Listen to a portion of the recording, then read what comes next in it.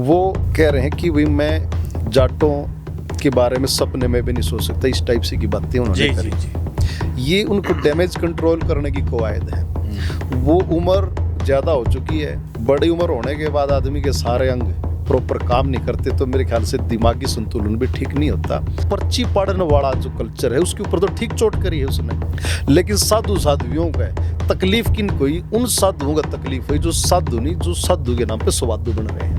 ये आपने कौन से भाई वेद शास्त्र पढ़ के कितना बड़ा खुलासा आपने कर दिया कि नायब सैनिक को देख के लोग जल रहे हैं। सरकार किसी भी पार्टी की कभी भी रह लो 60% तो सरकार के साथ होती ही नहीं, उसको वोट ही नहीं डालते। वोट तो 30, 35, 40% वोट लेकर के तो सरकार बनी होती है। ये भी हरियाणा का दुर्भाग्य है कि हरियाणा का यूथ बहुत ही गलत ट्रैक पे जा चुका है। हरियाणा के मोस्टली सिंगर आज के दिन अफीम की डब्बी के अलावा कुछ नहीं गाते। हर एक गाने में अफीम के अंटे का जिक्र होता है। पूरा हरियाणा जाति पाति की लड़ाई लड़ने लग रहा है। सब एक दूसरे को चैलेंज देने लग रहे हैं। वो उसकी जाति को गाली दे रहा है, वो उसकी जाति को गाली देने लग रहा है। कि वो उन्होंने 25 लाख अवैध बीज हैं हरियाणा में पाकिस्तान के, ये किसको टारगेट करके कहा था? और ये उन्होंने 25 लाख अवैध बीज कैसे आइडेंटिफाई करे? और ब्राह्मण समाज का या जाट समाज का या 36 बिरादरी में से किसी भी जात बिरादरी का आदमी, किसी भी पार्टी का आदमी किसी प्लेटफॉर्म पे आके ये बता दे कि हाँ भाई उन्होंने वो बात किस संदर्भ में और किसको टारगेट करके कही थी। चलो जाटों को। नमस्कार, मेरा नाम है सत्सिंह। दी हरियाणा टॉक्स में आप सभी का स्वागत है। आज पॉडकास्ट स्टूडियो में हमारे विशेष मेहमान हैं सुमित मकडोली, पूर्व सरपंच। और आज हम बात करेंगे सरपंच साहब से हरियाणा के उस विषय के बारे में जो सबके लिए चिंता का विषय है, खास करके युवाओं का। बहुत सारे पॉलिटिकल लीडर्स और सोशल पर्सनालिटीज़ जिनको लोग जानते हैं, फॉलो भी करते हैं, कुछ इस तरह की स्टेटमेंट दे रहे हैं जिसका गलत असर पूरे समाज पर पड़ रहा है। और कहीं ना कहीं ये इम्प्रेशन भी जा रहा है कि हरियाणा में जातिवाद बहुत हैवी होता जा रहा है। तो क्या है ये पूरा मामला, इसका क्या साइकी पे असर है? और एक जागरूक इंसान होने के नाते सरपंच साहब क्या सोचते हैं? सरपंच साहब, आपका बहुत बहुत स्वागत है।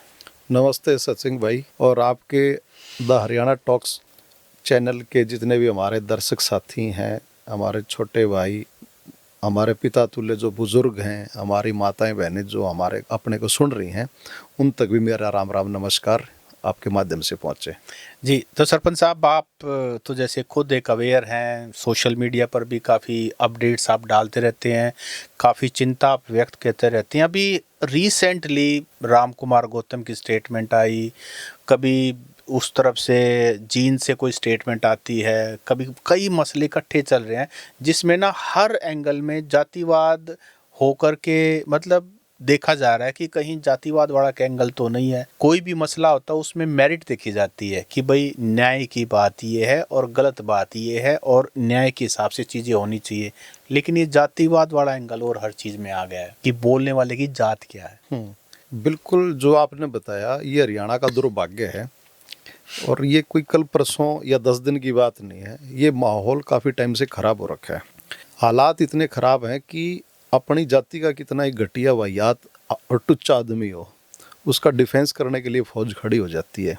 और दूसरे की जाति का कितना ही अच्छा बेहतरीन कलाकार या सभ्य या कोई इंटेलेक्चुअल आदमी हो, वो कितनी ठीक बात करे उसका विरोध करने के लिए खड़े हो जाते हैं।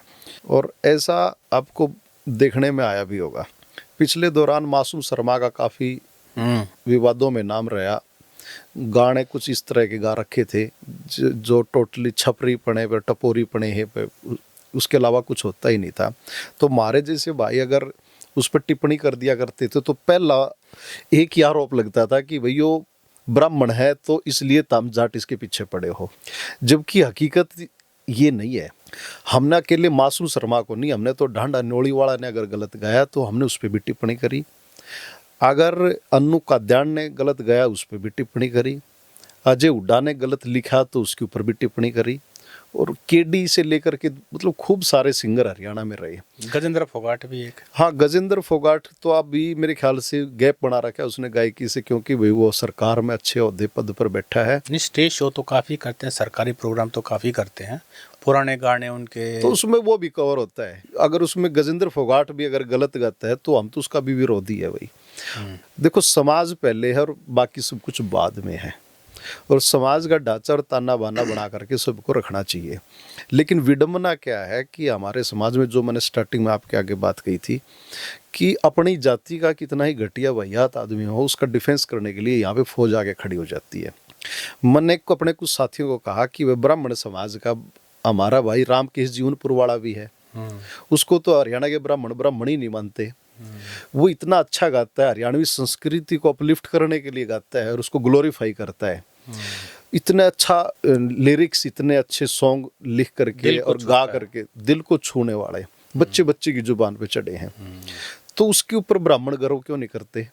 मेरा कहने का भाव ये है कि अपनी जाति के अच्छे आदमियों को अप्रोच करो, उनको सपोर्ट करो, उनको आगे बढ़ाओ, और गलत आदमी के डिफेंस के लिए आकर के खड़े ना हो। अभी सफीदो से विधायक हैं राम कुमार गौतम, उन्होंने एक स्टेटमेंट दी है हासी, जिस दिन मुख्यमंत्री ने 2 दिन पहले जिला घोषणा की कि भाई कितने जड़ी जाओ नायब सैनी मुख्यमंत्री रहेगा। वो उनका टारगेट कौन था सब जानते हैं, उन्होंने किसी जाति विशेष का नाम नहीं लिया। लेकिन उसके बाद ऑनलाइन में ट्रोलर्स भी आ गए, कुछ उनके सपोर्ट में आके। इसको आप कैसे देखते हो? क्या ये हरियाणा में इस तरह की स्टेटमेंट इलेक्टेड एक एमएलए से एक्सपेक्ट की जा सकती है? बिल्कुल, ये प्रासंगिक मुद्दा भी, और इस पे चर्चा हमें करनी भी चाहिए। और फिर वही बात आ जाती है कास्टिज्म। बहुत सारे हमारे ब्राह्मण समाज के बुद्धिजीवी आकर के कहते हैं कि वह राम कुमार गौतम ने किसी भी जाति को टारगेट करके नहीं कहा, लेकिन वो काउंटर में इसका जवाब ये नहीं दे पाते, तो फिर उन्होंने किसको टारगेट करके कहा। सेकंड, इसमें एक बात आती है कि भाई अगर वो कह रहे हैं कि भाई मैं जाटों के बारे में सपने में भी नहीं सोच सकता, इस टाइप से की बातें उन्होंने करी। ये उनको डैमेज कंट्रोल करने की कवायद है। वो उम्र ज्यादा हो चुकी है, बड़ी उम्र होने के बाद आदमी के सारे अंग प्रॉपर काम नहीं करते, तो मेरे ख्याल से दिमागी संतुलन भी ठीक नहीं होता।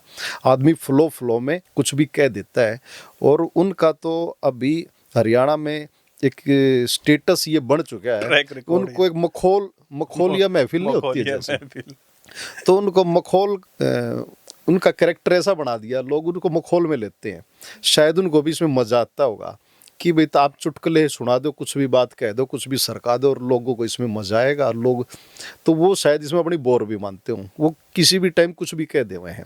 अगर उनके इस प्रकरण को अगर हम 1 मिनट के लिए भूल जाएं या इस पर बात ना करें, तो पीछे चले जाओ थोड़ा सा। और उन्होंने कहा था कि हरियाणा में 25 लाख बीज है पाकिस्तान के अवैध। अब वो एक बार ये बताएं कि वो उन्होंने 25 लाख अवैध बीज हैं हरियाणा में पाकिस्तान के, ये किसको टारगेट करके कहा था? और ये उन्होंने 25 लाख अवैध बीज कैसे आइडेंटिफाई करे? और ब्राह्मण समाज का या जाट समाज का या 36 बिरादरी में से किसी भी जात बिरादरी का आदमी, किसी भी पार्टी का आदमी किसी प्लेटफॉर्म पे आके ये बता दे कि हाँ भाई उन्होंने वो बात किस संदर्भ में और किसको टारगेट करके कही थी। चलो जाटों को करके नहीं कही थी, तो किसको करके कही थी? और भी समाज है। 25 लाख तो बहुत लंबी चौड़ी संख्या होगी। हकीकत बात यह है कि उनका दिमागी संतुलन ठीक नहीं है, वो कुछ भी कह दे हुए हैं। चुनाव में उन्होंने वोट मांगते टाइम कितनी वाहियात बात करी थी कि भाई जो मेरी वोट नहीं करेगा ना उसका बीज नाश हो। अब इसको भी डिफेंस कर लो आकर के। जो लोग ये कहते हैं कि भाई वो बड़े बुजुर्ग हैं, ब्राह्मण समाज की शान है, अपनी समाज की शान उन लोगों को बढ़ाओ जो बड़ी सदी नपी तुली बात करते हो। बड़ा ब्राह्मण समाज में अच्छे से अच्छे कवि, अच्छे से अच्छे गायक, अच्छे से अच्छे कलाकार, अच्छे से अच्छे लेखक हैं। डॉक्टर सुरेंद्र शर्मा है, क्या वो ब्राह्मण नहीं है? डॉक्टर देवेंद्र शर्मा है जो कृषि विशेषज्ञ हैं, क्या वो ब्राह्मण नहीं है? बिल्कुल है। अभी आपने जिक्र कराया था रामकेश जीवनपुर वाला का, क्या वो ब्राह्मण नहीं है? यशपाल शर्मा इतने अच्छे आर्टिस्ट हैं, क्या वो ब्राह्मण नहीं है?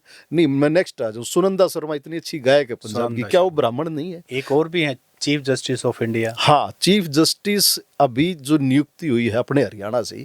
तो ब्राह्मण समाज को अगर अपने जाति पे प्राउड फील करना है तो ऐसी शख्सियत जो है ना ब्राह्मण समाज की, उनका जिक्र करें, उन्हीं को ग्लोरीफाई करें उन्हीं के करैक्टर को ज़्यादा से ज़्यादा प्रचार करें, प्रसार करें, ना कि मासूम शर्मा जैसे और राम कुमार गौतम जैसे लोगों। और राम कुमार गौतम के बारे में तो मैं एक बात और भी कहूँगा, हरियाणा में करोड़ों लोग हो सकते हैं यहाँ के वासी, राम कुमार गौतम उन करोड़ों लोगों में से नहीं है। वो इस हरियाणा के चुने हुए एकमात्र 90, केवल 90 लोग, छटे हुए चुने हुए प्रतिनिधि में से एक है। उनको तो और भी ज्यादा सोच समझ करके अपनी टिप्पणियां करनी चाहिए। वो अपनी जनता का प्रतिनिधित्व करने के लिए वहां गए हैं और वो ये कहते हैं कि नायब सैनी तो नुए जड़े जाओ, नुए जड़े जाओ। तो ये आपने कौन से वेद शास्त्र पढ़ के कितना बड़ा खुलासा आपने कर दिया कि नायब सैनी को देख के लोग जड़ रहे हैं। सरकार किसी भी पार्टी की कभी भी रह लो, 60% तो सरकार के साथ होती ही नहीं, उसको वोट ही नहीं डालते। वोट तो 30, 35, 40% वोट लेकर के तो सरकार बनी होती है। तो इसका मतलब जो 60% लोग हैं वे तो जड़ ही रहे होते हैं, कोई जलन वलन किसी को नहीं होती। नायब सैनी अच्छे व्यक्तित्व के आदमी हैं। जब उनको कमान सौंपी गई थी, पूरे हरियाणा में जश्न का माहौल था, क्योंकि वो मनोहर लाल खट्टर से बहुत ही बेहतरीन शख्सियत है। मैं इस बात को यहाँ आपके प्लेटफॉर्म पे, आपके चैनल के माध्यम से कहने लग रहा हूँ, कोई उनसे जलन नहीं रखता, और अगर कोई किसी से जलन रखता तो उस जलन के कोई मायने भी नहीं है। राम कुमार गौतम नायब सैनी की पैरवी कर लें या ना कर लें, बराबर बात है। वो अगले 4 साल तक मुख्यमंत्री रहने ही रहने हैं। मंत्री बनने का तो नहीं, क्योंकि ऐसा भी हाँ, सुनने में जा रहा है कि कैबिनेट रीशफल होगा, क्या पता मुख्यमंत्री को पानी मारने से। चलो, आपने हरियाणवी में आपने इसको कह दिया कि पानी मारना, बिल्कुल परफेक्ट आपने शब्द का इस्तेमाल करा है कि अपनी प्रेजेंस दिखानी, अपनी अटेंशन, मुख्यमंत्री की अटेंशन और उसका नज़दीकी अपने आप को जाहिर करने के लिए इस तरह की अव्यवहारिक टिप्पणियां करी जाती हैं, उनकी अटेंशन में आने के लिए, अपने आप को उनका भगत दिखाने के लिए, कट्टर समर्थक दिखाने के लिए कि मैं चट्टान की तरह आपके सामने खड़ा हूँ, ये जाट नहीं तो आपकी कुर्सी छीन के भाग जाते हैं। चाहे 1 लाख क्या चाहे 10 लाख लोग मुख्यमंत्री के खिलाफ हो ले, उनकी कोई कुर्सी से थोड़ी उतार सके है। वो तो 5 साल के लिए मुख्यमंत्री बना दिए तो बना दिए गए। ऐसे ही नरेंद्र मोदी को देख करके आप नाराज हो सकते हो, आप उनकी नीतियों के खिलाफ हो सकते हो, लेकिन उनको कुर्सी से थोड़ी हटा दोगे। आप नाराज रहो, वो जब तक प्रधानमंत्री है तब तक प्रधानमंत्री रहेंगे ही रहेंगे। तो इस तरह की टिप्पणियां कर करके ये अपने नंबर बनाने, पानी मारने वाली बात है। उनकी अपनी पॉलिटिकल एम्बिशंस होंगे, वो उनकी अपनी महत्वाकांक्षा होगी, वो मंत्री बनना चाहते होंगे, और वो इस चक्कर में भूल रहे हैं कि आप जिस समाज में, जिन जातियों में 2 फाड़ करने लग रहे हो, चुनाव के टाइम पे यही जातियां, यही लोग, यही आपके वोटर आपके काम आते हैं। और नारनौंद तो एक स्पष्ट एग्जाम्पल भी है यहाँ पे। नारनौंद ने तो क्या किया, नारनौंद ने एक जाट कैंडिडेट को, कैप्टन अभिमन्यु को, जिन्होंने विकास के मामले में बताते हैं कि इतना विकास किसी विधायक ने आज तक अपने हल्के में, और मैं तो कहता भी हूँ इस बात को कि हमारे तो भूपेंद्र हुड्डा 10 साल तक प्रधानमंत्री रहे, वो हमारे किलोई हल्के में इतना काम नहीं करवा पाए। हाँ, मुख्यमंत्री रहे, विधायक भी थे और मुख्यमंत्री भी रहे, तो वो अपना इतना काम नहीं करवा पाए जितना उन्होंने 5 ही साल में करवा दिया। लेकिन जाटों ने फिर भी उनको हरा करके, गुस्सा था, जाट आरक्षण का था, या एक बड़ी प्लानिंग से कुछ लॉबी उनके खिलाफ पार्टी में भी काम कर रही थी, उनको विलेन बना दिया गया, और उनको विलेन बना दिया गया तो उसका खामियाजा उनको भुगतना पड़ा। और उस टाइम जाट समाज ने ये बात देखी नहीं कि हम जाट की वोट ना डाल के दादा राम कुमार गौतम की वोट डाले और उनको विधायक बना करके भेजा। लेकिन दादा राम कुमार गौतम इन चीज़ों को भूल जाते हैं, ये एहसान फरामोशी है। और मेरे ख्याल से अगर उन तक ये बात पहुँचे तो उन्हें अपने इसमें व्यक्तित्व में थोड़ा सा सुधार करना चाहिए, और जितनी उम्र के हिसाब से इतना अनुभव उनके पास है तो वो समाज में अच्छाई के लिए काम करें, समाज में सौहार्द के लिए, भाईचारे के लिए, सामंजस्य के लिए काम करें, ना कि उसे 2 फाड़ करने के। सरपंच साहब, एक और बड़ी कंट्रोवर्सी ट्रेंड कर रही है, ढांडा न्योलीवाला ऑस्ट्रेलिया में रहता है, रैपर है, और बहुत आजकल का यूथ उनके गाने सुनता है। खास करके बारात में, अभी मेरे भतीजे की शादी हुई थी, रिसेंट बता रहा हूँ, ओपीजी बैठे हैं, इनके भतीजे की शादी हुई थी, अभी रिसेंटली हुई है। तो उसमें बारात जब परस से चलती है, लड़की वाले को मतलब बारोठी तो पहुंचने में, तो बीच में जो वो टाइम होता है ना, उसमें या तो मासूम शर्मा के गाने चलते हैं या फिर ढांडा न्योलीवाला के, और इतने वाहियात गाने हैं, वाहियात हैं, ऐसे वाहियात हैं बिल्कुल कि मैं कहता हूँ कि हम वो शब्द भी नहीं बोलना चाहूँगा मैं। तो उसको लेकर के कंट्रोवर्सी हुई है। उस कंट्रोवर्सी में उन्होंने कुछ बाबाओं को कह दिया, फिर उन्होंने समाज की बात मानते हुए उसको चेंज भी किया लिरिक्स को अपने को। और हरियाणा की एक साध्वी भी ऑनलाइन आई है। हाँ, उसी लड़ाई में साध्वी भी कूद पड़ी। तो इस कंट्रोवर्सी के बारे में आप कैसे देखोगे इसको? आप एक चीज नोट करो, जैसे आपने बताया ना, आपने बारात आई थी तो उस बारात में आपने जो जिक्र करा कि मासूम शर्मा के और उसके गाने के अलावा कुछ बज ही नहीं रहा था। ये भी हरियाणा का दुर्भाग्य है कि हरियाणा का यूथ बहुत ही गलत ट्रैक पे जा चुका है। हरियाणा के मोस्टली सिंगर आज के दिन अफीम की डब्बी के अलावा कुछ नहीं गाते। हर एक के गाने में अफीम के अंटे का जिक्र होता है। अभी वो बिंटू पाबड़ा, पाबड़ा गांव से वो जो सिंगर है जिसका गाना भी आया था हरियाणा में, यहाँ दबिया नहीं करते, इतना अच्छा गाना से शुरुआत उस लड़के की हुई थी। और वो भी अब आगन है ना, अफीम के अंटे की गुंडे भी, फाइनेंसर भी, तुम क्या क्या बनना चाहते हो, काले रंग की अफीम की डब्बी, चाय संग तुम लेते हो, कुछ इस टाइप से की चीजें हैं। ठीक ऐसे ही ढांडा नोली वाला का गाना है, उसमें भी उसने अफीम का काफी प्रचार करा है। और वो छोटे छोटे बच्चे उसके ऊपर रील बनाते हैं। और उसकी लाइन मेरे ख्याल से कुछ इस टाइप से की थी कि डब्बी भरे फिरा अफीम जमा काली लेके। तो ढांडा का जिक्र आ गया, ऐसे ही मासूम पे आ जाओ आप। ये जितने भी सिंगर हैं जो यूथ की दिमाग में इन्होंने जेहन में भर डाला है, नशा, बदमाशी, हथियार, स्वैग, गाड़ी, टशन। और ढांडा का जो विरोध अब होने लग रहा है, ये भी मैं दुर्भाग्य कहूँगा कि जिस कलम के ऊपर उसका विरोध होना चाहिए था, वहां तो उसका विरोध नहीं करा किसी ने। इसका विरोध भी उस गाने के ऊपर करा है जब इसने समाज की हकीकत दिखानी चाहिए। नहीं तो ढांडा का इससे पहले आया है गाना, मैं उसके कुछ लिरिक्स आपको बताता हूँ।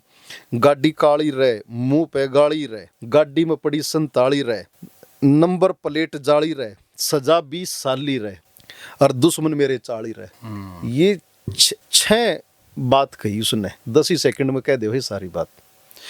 आज के दिन मेरे को वो परिवार या वो माँ बाप बताओ जो ये चाहता हो कि उसका बच्चे के अंदर इनमें से कोई सा भी एक गुण हो। कौन ये चाहेगा कि उसके मुंह पे गाड़ी रहे, उसकी गाड़ी में AK-47 रखी रहे, उसको 20 साल की सजा हुई रहे। तो इस तरह का जो कल्चर इन्होंने प्रमोट करा है, इस तरह की जो सोच प्रमोट करी है, वास्तव में आपने जो बात कही थी कि इनको सुना नहीं जाना चाहिए। लेकिन ये भी दुर्भाग्य है कि तब तो इनको कोई टोकने आता नहीं। इसको टोक्या भी तो तब आगे टोक्या है कि जब इसने समाज की हकीकत दिखानी चाहिए। इससे डेंजरस बात एक और भी है, वो उसके बाद वीडियो पे फेसबुक लाइव या इंस्टाग्राम पे कहीं लाइव आया है और उसने ये कहा है कि भाई मैंने समाज की सच्चाई उजागर करने की कोशिश की है। और बहुत ही मासूमियत से, वो जो आपने बात बताई उसके बारे में कोई जिक्र नहीं किया कि उसके लिरिक्स क्या होते हैं। वोमिट ऑन पेपर के अंदर भी उसने कहा है कि ये तो मैं लेखक बन गया, नहीं तो मैं बैंक लूटता। इस पे कोई बात ही नहीं कर रहा हरियाणा में। इसी गाने में वोमिट ऑन पेपर में ही वो कहता है कि अगर मैं कलाकार ना होता तो मैं बैंक लूटता। तो वो मतलब देखो क्या संदेश तो यूथ में होना चाहिए। नहीं, उस टॉपिक होना चाहिए था यो कि इसने इस गाने में इसका ये लिरिक्स गलत है। और मुद्दा क्या पकड़ लिया, मुद्दा पकड़ लिया कि इसने दबा बाबे पीटन की बात करी, बाबे कूटता। और हकीकत में भी उसकी उस पंक्ति का भी आप अर्थ निकालोगे तो उसने बाबे कूटने की नहीं की है, उसने बाबे ना कूटने की कही है। वो ये कह रहा है कि अगर मेरे भगवान राम ने भगवा रंग नहीं पहरा होता तो माज मेरे बाबे कूटता। यानी कि तुमने भगवान राम वाला भगवा रंग पहन लिया तो नहीं कूट रहा, उसने तो डिफेंस कर दिया, उसने तो रिलैक्स दे दिया, उसने तो ये कह दिया कि चलो भगवा रंग पहन लिया तो फिर नहीं कूटता, अदरवाइज कूटता। लेकिन उसके अंदर वो धीरेन्द्र शास्त्री की जो पिक्चर उसने लगाई है, हाँ, और उसके बाद पर्ची पाड़ के, और वो भी बिल्कुल उसने हकीकत अकेला धीरेन्द्र शास्त्री की, हरियाणा में भी आसी में भी एक और धीरेन्द्र शास्त्री, हर 10-15-20 गांव में एक बाबा बैठे पर्ची पढ़ने लग रहे हैं, वो जनता दरबार लगाने लग रहे हैं, लोगों को उनका भविष्य फ्यूचर बताने लग रहे हैं। और लोग बेचारे सादे भोले इस ट्रैप में फंसे जाने लग रहे हैं। क्यों?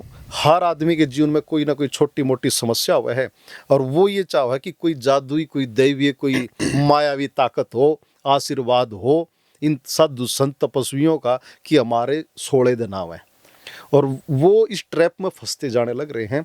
तो जो पर्ची पाड़ने वाला जो कल्चर है उसके ऊपर तो ठीक चोट करी है उसने, लेकिन साधु साध्वियों का तकलीफ किन कोई, उन साधुओं का तकलीफ हुई जो साधु नहीं, जो साधु के नाम पे स्वादु बन रहे हैं। अब जिस साध्वी देवा ठाकुर का जिक्र आप कर रहे थे, उसने भी काउंटर में इसको भाई तेल के छिट्टे सबसे ज्यादा उसके लगे। उसने भी क्या करा, उसने भी आगे बकचोदी करनी शुरू कर दी। काउंटर करते हुए उसने कहा कि ढांडा पांडा, यानी कि ढांडा पांडा, आप पूरे ढांडा गोत के ऊपर उंगली उठाने लग रहे हो, या उसका आप मजाक उड़ाने लग रहे हो, या उसका उपहास उड़ाने लग रहे हो। जबकि शालीनता के साथ भी आप अपनी बात रख सको ना। वो साध्वी है ही नहीं, वो तो अपना ठीक है कि अपना भगवा बाणा पहन लिया, और हर तरह की लेविश लाइफ जो होती है ना, एक तरह की जो लग्जरी लाइफ है, वो अपना जीतती है। सरपंच साहब, इस अब इंटरव्यू के लास्ट फेज में चलते हैं। देखो, अभी हमने जो बातचीत की है ना, उसमें हमने कितने जरूरी मुद्दे, जातिवाद के ऊपर बातचीत की, ड्रग्स अब्यूज के ऊपर बातचीत की, हमने एम्प्लॉयमेंट के ऊपर बातचीत की, यूथ पावर के बारे में बातचीत की, बहुत सारी चीज़ों के बारे में बातचीत की। अभी हरियाणा का विधानसभा सेशन चल रहा है, दूसरा दिन आज है, और अभी 2 दिन और चलेगा वो। इनमें से एक मुद्दा भी ना अब तक, ना पिछले वाले विधानसभा सेशन हुए, एक भी ना पक्ष के ना विपक्ष के किसी ने भी इन मुद्दों पर कभी ध्यान नहीं किसी का दिलवाया, जबकि उनके हाथ में कलम है, वो लॉ मेकर्स हैं। ऐसा क्यों है?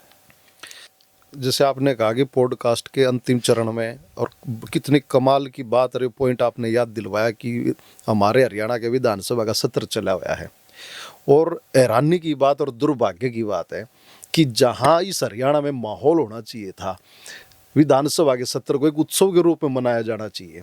जैसे क्रिकेट को देखने की लोगों के मन में एक इच्छा होती है ना, और जुनून और उत्साह होता है, उतना जुनून और उत्साह होना चाहिए कि जिस अपने प्रतिनिधियों को वोट डाल करके आपने भेजा था, वो विधानसभा में आपके हल्के की और बेसिक मुद्दों की वहाँ पे क्या बात करेंगे। लेकिन सब कुछ, जैसा आपने कहा, ये हरियाणा का दुर्भाग्य है। कोई किसी का इस पे, ना कोई किसी के पास कोई विजन है, ना कोई इस पे बात कर रहा है। पूरा हरियाणा जाति पाति की लड़ाई लड़ने लग रहा है। सब एक दूसरे को चैलेंज देने लग रहे हैं। वो उसकी जाति को गाली दे रहा है, वो उसकी जाति को गाली देने लग रहा है। हर आदमी जातीय समूह में अपने आप को बेस्ट मानने लग रहा है। हर किसी को लगता है कि मैं जाट के घर में जन्म हो गया, केवल जन्म लेने से ही मैं बेस्ट हो गया हूँ या मैं श्रेष्ठ हो गया हूँ, ऐसी फीलिंग लेने लग रहे हैं। ऐसी ब्राह्मण को लगता है कि मैं जन्म से ही अगर श्रेष्ठ हूँ तो मेरे को उतना ही आदर मान सम्मान और ये दिया जाए, क्वालिटी से भले ही कुछ उनके अंदर ना हो। सनातन के नाम पे जो साधु मोडेरे संत बने बैठे हैं, सनातन के हमारे जितने भी वेद शास्त्र, गीता या और हमारे उपनिषद हैं, किसी का उनको जरा सा भी ज्ञान नहीं है, गीता पढ़ते भी नहीं होंगे। और विधानसभा में जब आप चले जाओ, वहां भी मुद्दों की एम्प्लॉयमेंट की बात नहीं होती है। वंदे मातरम के ऊपर भी लड़ाई, वहां पे कौन आदमी लड़ने लग रहे जिनको वंदे मातरम याद नहीं पाओगा, पूरा नहीं मिलेगा। और मैं तो आपको एक चीज और भी कहूंगा, क्योंकि आप पत्रकारिता से जुड़े रहे हो, आपको बहुत ज्यादा अनुभव है, और इस तरह के नेता लोग खासकर जो इस आपके साथ इंटरेक्शन हो या मुलाकात हो, एक बार उनसे पूछना जरूर कि आपको वंदे मातरम याद है। 90 में से मुझे लगता है किसी एक को भी नहीं मिलेगा। 90 में से चलो आप 10 तो टोलो, और 10 भी नहीं टो तो फिर तो हमारे डूब के मर जाना चाहिए। फिर हम क्या के सनातन के ठेकेदार बन रहे हैं। और ये तो वो है सनातन में, मैं ये नहीं कह रहा कि पूरा लिटरेचर पढ़ गया हो, मैं वो नहीं कह रहा। मैं तो ये कह रहा हूँ कि हमारा राष्ट्रगीत और राष्ट्रगान, दो ही तो चीजें याद करनी, याद नहीं पाओगा, और लिखना तो भूल जाओ आप, कोई लिख करके दिखा देगा, और उसका भावार्थ कोई बता दे तो कमाल ही हो जाए। एक वीडियो इस दौरान काफी वायरल हुई, सुजलाम सुफलाम मलयज शीतलाम सस्य श्यामलाम मातरम। एक भाई ने इसका अर्थ को डिफाइन करते हुए कहा कि सुजलाम अच्छा जल, मतलब हमारा नेचर, हमारा जो राष्ट्र है वो राष्ट्र कैसा हो, सबके लिए सुलभ जल हो, स्वच्छ जल हो। सुफलाम सब फलाहार, शाका मतलब फल खाने पीने के हमारे जो खाद्यान्न है उससे हम हमारे भंडार परिपूर्ण हो और शुद्ध हो, स्वच्छ हो। मलयज शीतलाम, हवा, मलय पर्वत की वहां से आने वाली शीतल हवा। लेकिन ये सारी की सारी चीजें हमारे खाने पीने की चीजों में मिलावट है, हवा प्रदूषित है, उसके ऊपर कोई बात नहीं करने लग रहा है। सोच में मिलावट जातिवादी कर दी, सोच में जातिवादी, सब हर आदमी जाति के ऊपर लड़ रहा है, हर आदमी धर्म के ऊपर लड़ रहा है।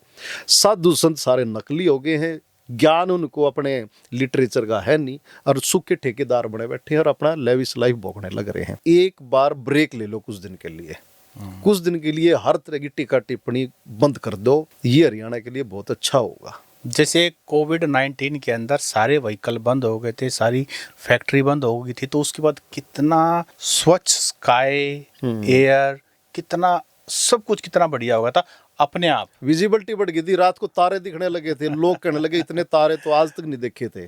तो हैं ऐसे ही ठीक आप कह रहे हो कि जैसे वो लॉकडाउन लगा था, ऐसे ही लॉकडाउन की जरूरत है, खासकर हमारे सोशल सिनेरियो में। और जुबान पर भी जो हमारे नेता हैं जिनको वर्बल डायरिया हो गया है, वो भी कुछ समय के लिए अपनी जुबान को लगाम दे। अगर मुंह से कुछ निकालना है तो समाज में कितने मुद्दे हैं जो अभी सरपंच साहब ने हमारे सामने अभी बताए, उनमें से कोई भी आप एक मुद्दा लेकर के कुछ ग्राउंड पे करके दिखाएं, पीढ़ियां याद रखेगी। कोई भी बड़ा नेता हुआ है, अगर उसने कुछ भी अच्छा किया, 1% भी किया है, तो लोगों ने उसको 100% क्रेडिट दिया है। ऑन दिस नोट सरपंच साहब, आपने वाकई में देखो, हमारा जो काम है ना इस पॉडकास्ट के माध्यम से मीडिया के एजुकेट एंड इन्फॉर्म और लोगों को याद करवाना, वो नहीं होता जो पहले हमारी सोशल रिस्पॉन्सिबिलिटी क्या सोशल है? वो नहीं होता था कि पूरा शरीर ठीक और धरण डग जाया करती, तब फिर वो धरण ठीक करा थे, तब भाई समाज ठीक है, धरण डग जाया कदे कदे, इसकी हमारा काम है वो धरण ठीक करना। सरपंच साहब आपने समय दिया, आपको बहुत बहुत आपका भी बहुत बहुत धन्यवाद। नमस्कार।